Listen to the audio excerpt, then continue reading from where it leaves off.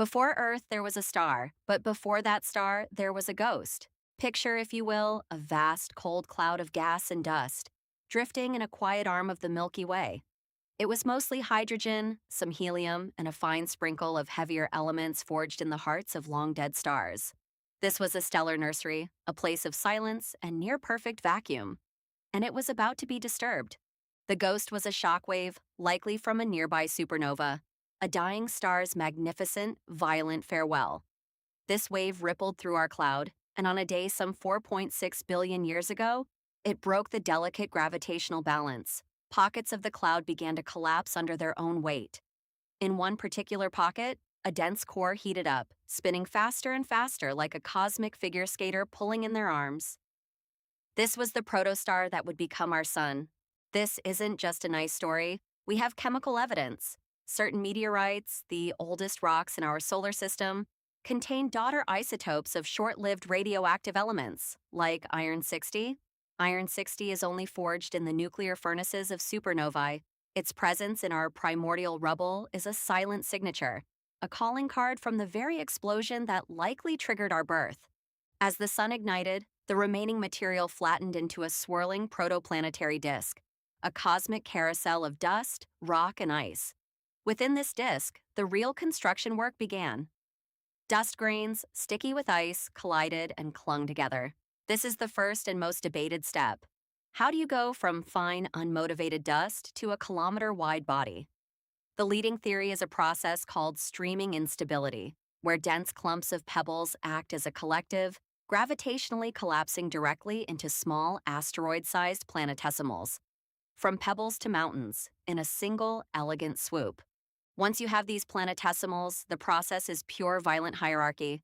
The bigger they are, the stronger their gravity and the faster they grow. We call this accretion.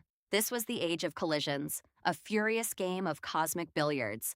A Mars-sized protoplanet, which we call Theia, likely formed in one of Earth's gravitationally stable Lagrange points before becoming unstable and beginning its death spiral toward us. The collision was cataclysmic. Theia's iron core sank and merged with Earth's. The rest of both planets' mantles were vaporized and splashed out into orbit, creating a ring of superheated silicate vapor around our planet. This was not a ring like Saturn's. It was a 10,000-degree torus of planetary guts.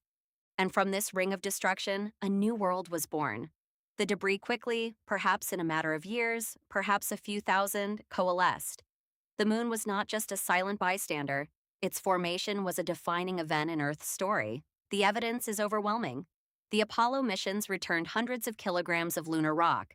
They told us the moon is chemically identical to Earth's mantle in its isotopic fingerprint, but it is severely depleted in volatile elements like zinc and potassium.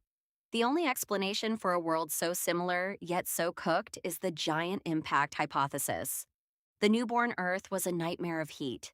It was a global magma ocean, a world of liquid rock thousands of kilometers deep. In this hellscape, the planet began to self-organize.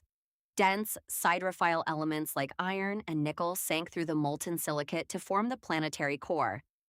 This iron rain freed gravitational potential energy, heating the planet even further. This is when Earth's internal structure was forged: the dense solid inner core, the liquid outer core, and the vast, slowly churning mantle. This differentiation was not just chemistry, it was destiny. The turbulent flow in the liquid iron outer core became a self-sustaining dynamo, generating a magnetic field. This invisible shield became Earth's protector, deflecting the solar wind and preventing it from stripping away our newly forming atmosphere, a fate that likely befell our brother Mars. Eventually, the surface cooled enough to form a thin black basalt crust. The atmosphere, outgassed from thousands of volcanoes, was a choking blanket of carbon dioxide, nitrogen, and steam. But the crucial ingredient was still to come: water. Some was outgassed from the mantle, but a significant portion was delivered by a late barrage of asteroids from the outer solar system, carbonaceous chondrites that were rich in hydrated minerals. This is why planet formation matters at every step. A planet too small, like Mars, cools quickly and its dynamo dies. A planet without a giant impact, like Venus, may lack the right thermal balance for plate tectonics.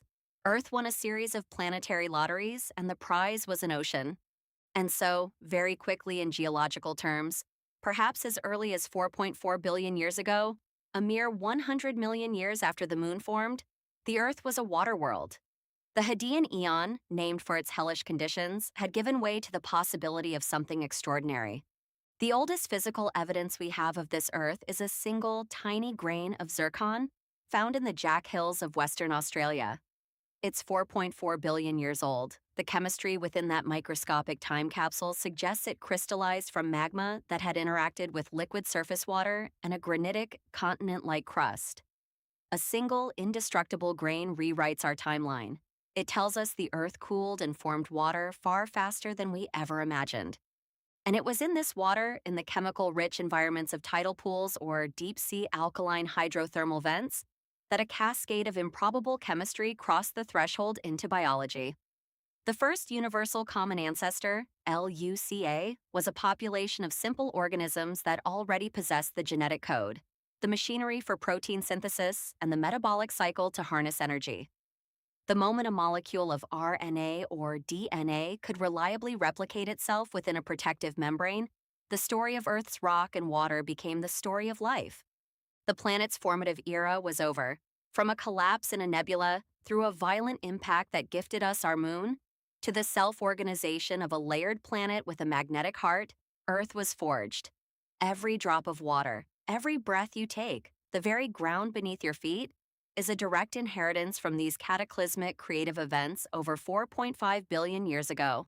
We are not just living on Earth, we are made of its most profound accidents.